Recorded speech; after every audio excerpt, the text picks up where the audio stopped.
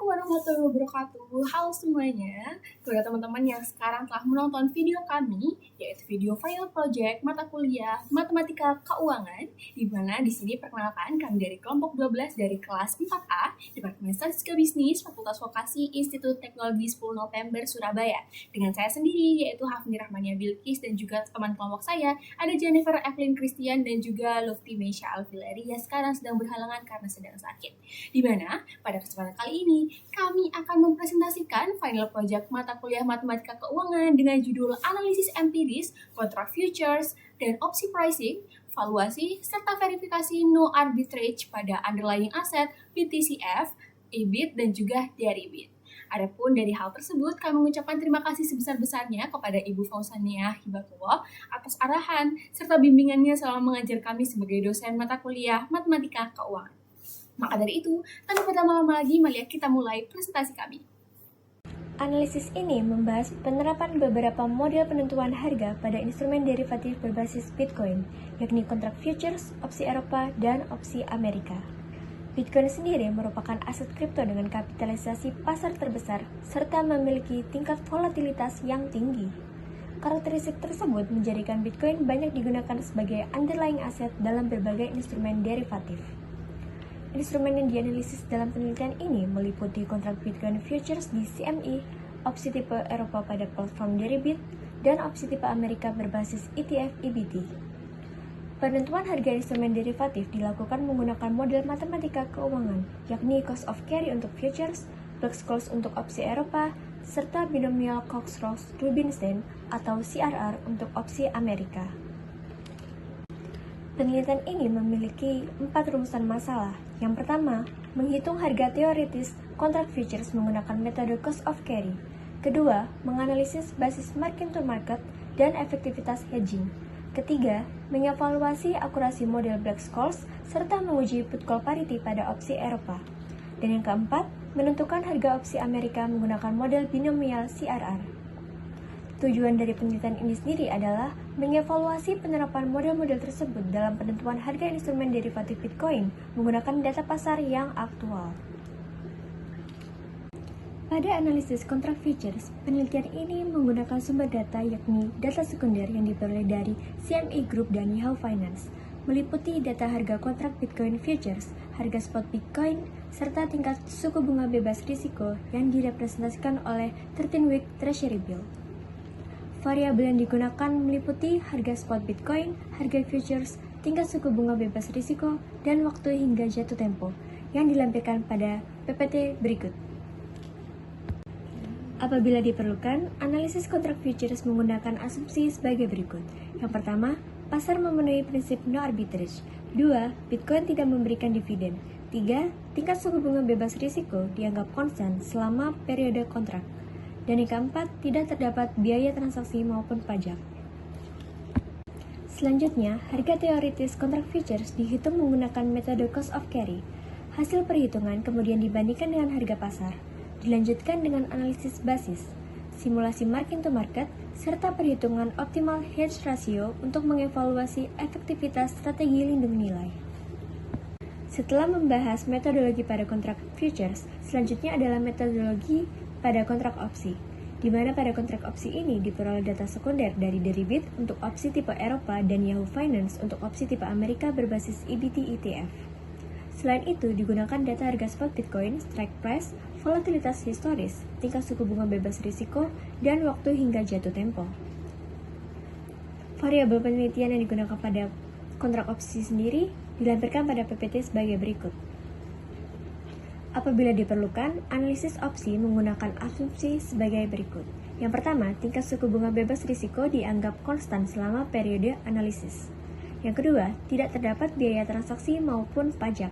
Yang ketiga, opsi Eropa hanya dapat dieksekusi pada saat jatuh tempo. Dan yang keempat, opsi Amerika dapat dieksekusi kapan saja sebelum jatuh tempo.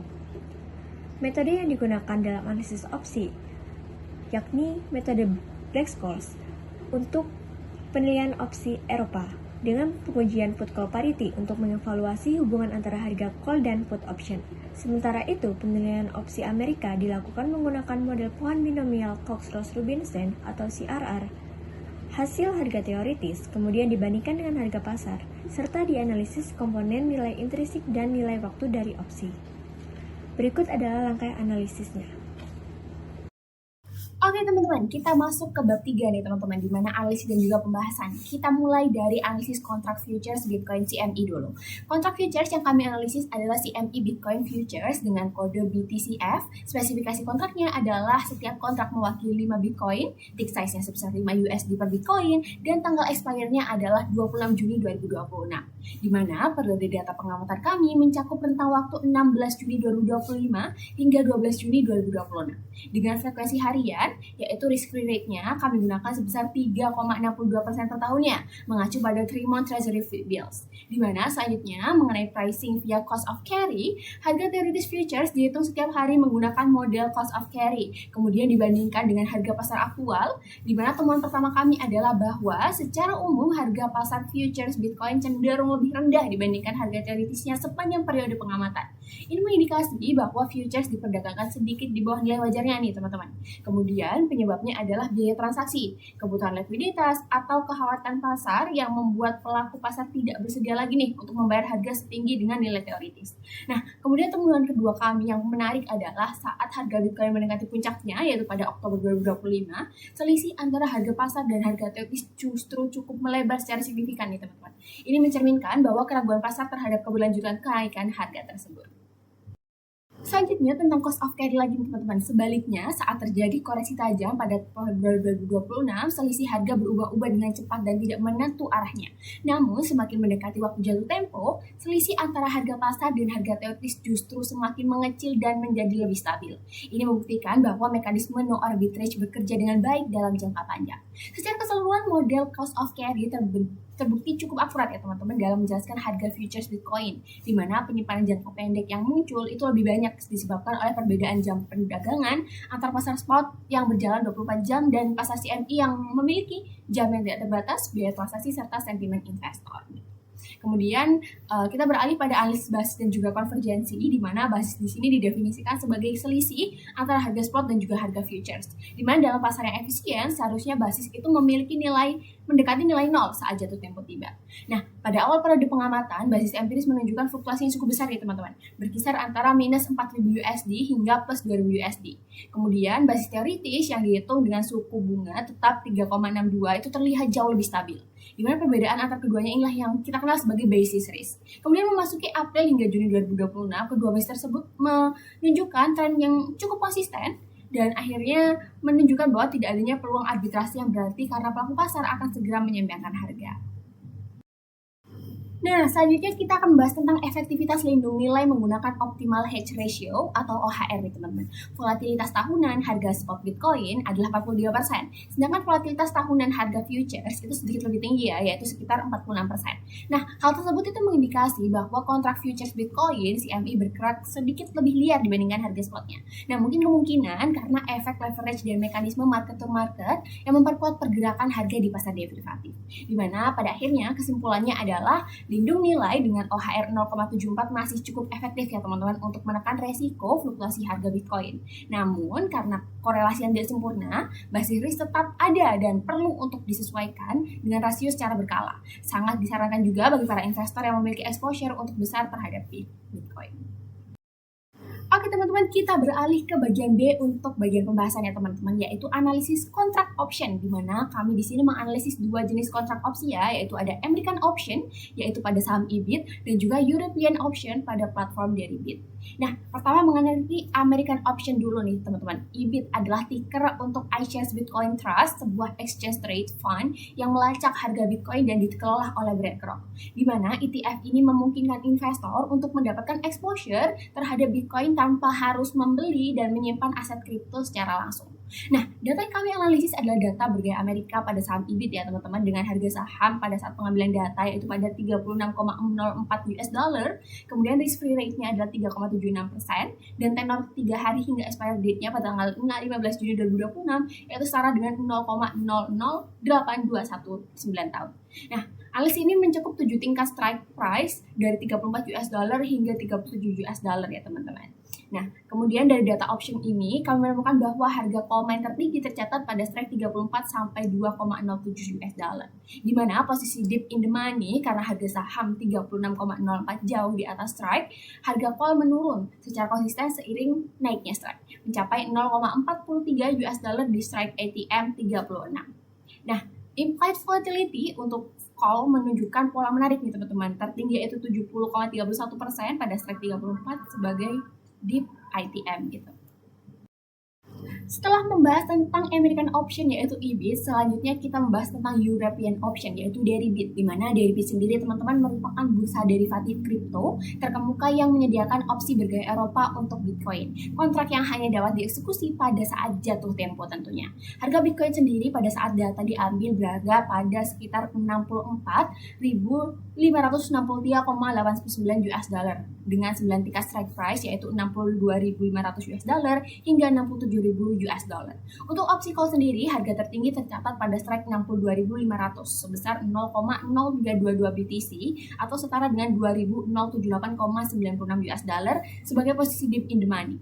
Harga call menurun secara eksponensial hingga 0,0074 BTC di ATM dan hanya 0,0002 BTC pada strike tertinggi, di mana implied volatility call stabil di kisaran 27-28% untuk strike di bawah 64.000. Di mana di sini teman-teman bisa melihat bahwa dua grafik perbandingan harga call versus put baik dalam demonisasi BTC maupun USD menunjukkan pola silang yang sempurna. Harga call menurun eksponensial sering kenaikan strike, sementara harga put meningkat eksponensial.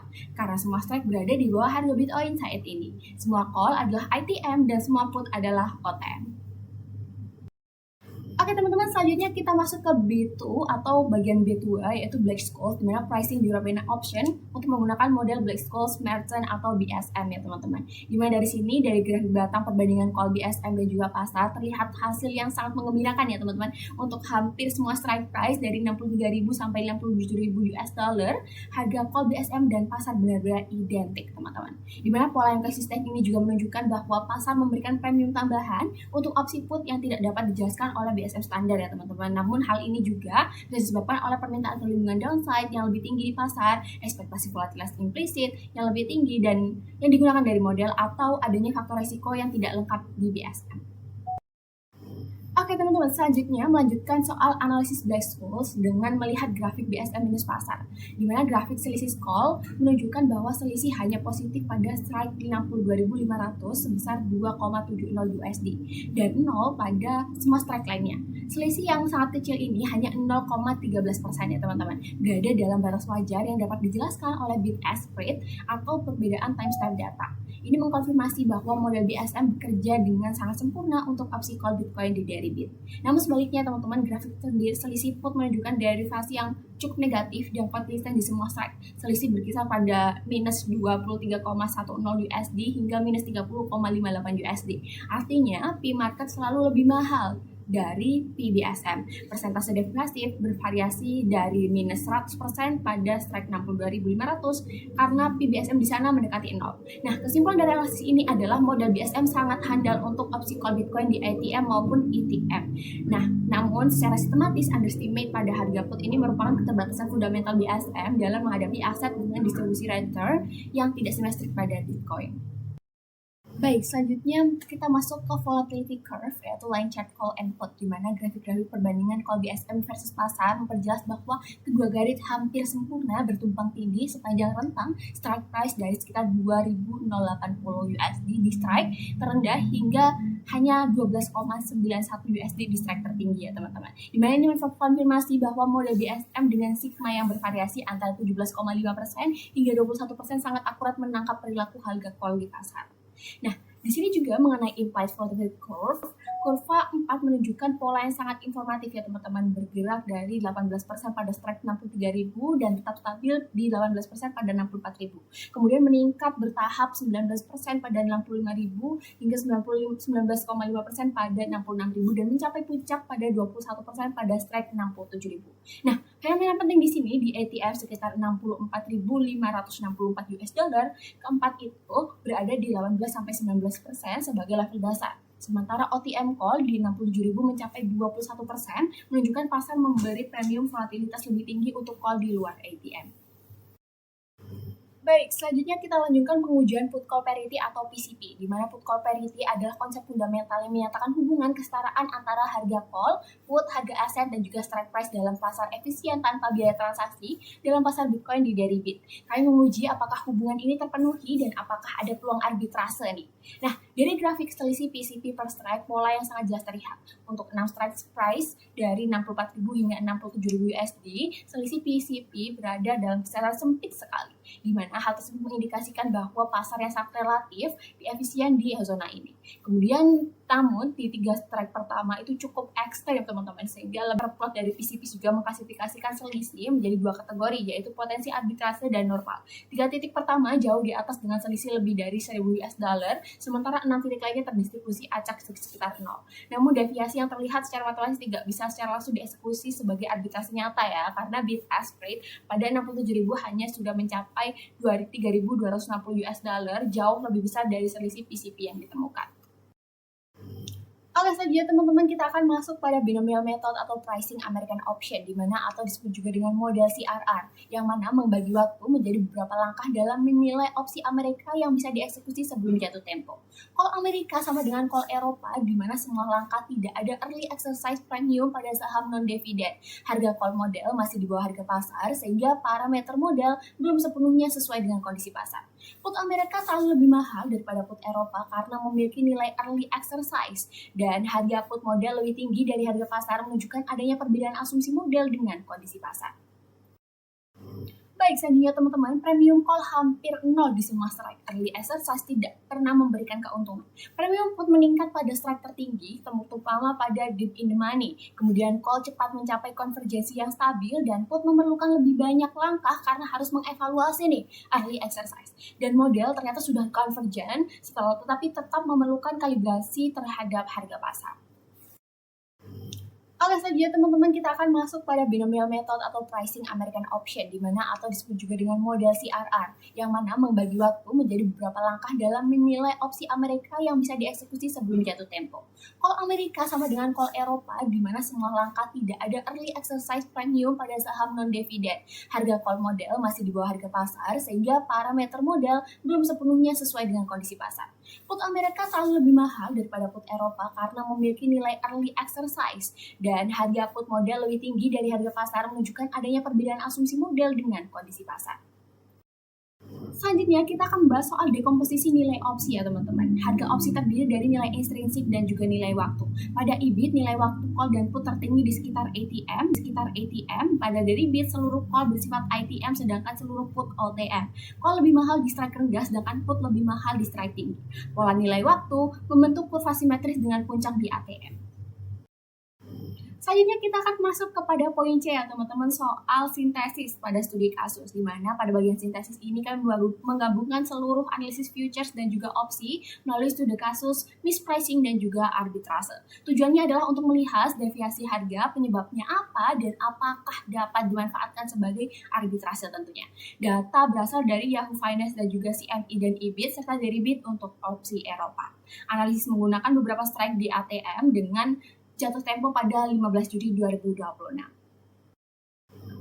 Pada C2, kita akan melanjutkan sebagai bagian hasil perbandingan harga pasar dan juga teoritis, di mana dimulai dengan deviasi terbesar terjadi pada put deribit nih, pada strike 67.000. Kemudian call deribit, strike pada 62.000 juga menunjukkan deviasi yang cukup tinggi teman-teman. Deviasi put call parity relatif kecil, di mana pada EBIT sendiri deviasi call dan put hanya beberapa persen. Jadi opsi deribit memiliki deviasi jauh lebih besar dibandingkan EBIT.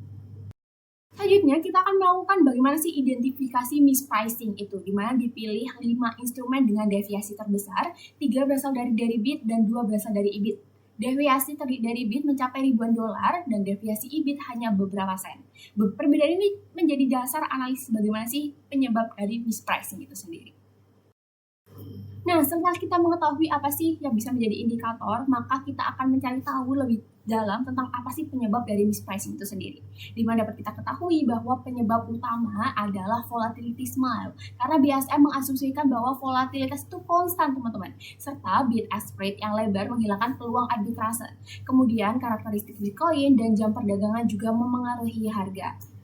Waktu menuju jatuh tempo sangat singkat membuat harga lebih sensitif, serta Pada akhirnya, deviasi besar lebih disebabkan karena keterbatasan model, bukan karena arbitrase yang nyata. Nah, karena kita sudah membahas banyak sekali ya tentang studi kasus sampai penyebabnya, maka di akhir adalah kesimpulan dari studi kasus itu sendiri. Deviasi terbesar terjadi pada opsi Eropa deri BIT, sedangkan IBIT relatif kecil. Kemudian deviasi tersebut tidak dapat dimanfaatkan sebagai arbitrase karena biaya transaksi dan juga volatilitas pasar, di mana keempat model tetap bermanfaat sebagai alat pembanding harga teoritis. Kemudian, namun hasilnya harus terus untuk selalu disesuaikan dengan kondisi pasar yang aktual. Baik, selanjutnya kita akan masuk ke bagian kesimpulan dan juga saran, di mana kesimpulan yang kami dapat adalah variabel prediktor layak digunakan dalam. Baik, tidak terasa kita sudah mencapai di penghujung video, di mana kami telah menganalisis futures dan juga opsi Bitcoin menggunakan cost of carry, Black-Scholes, put call parity, binomial CRR, kemudian hasilnya boleh cukup baik menjelaskan harga namun memiliki terbatasan pada kondisi pasar tertentu. Kemudian deviasi yang muncul lebih mencerminkan asumsi model, bukan peluang arbitrase bebas resiko. Dan juga terima kasih perhatiannya atas teman-teman dan juga rekan-rekan yang telah menonton, terutama kepada Ibu Sania sebagai dosen dari mata kuliah Matematika Keuangan. Kami siap menerima pertanyaan dan juga masukan di lain kesempatan. Terima kasih. Wassalamualaikum warahmatullahi wabarakatuh.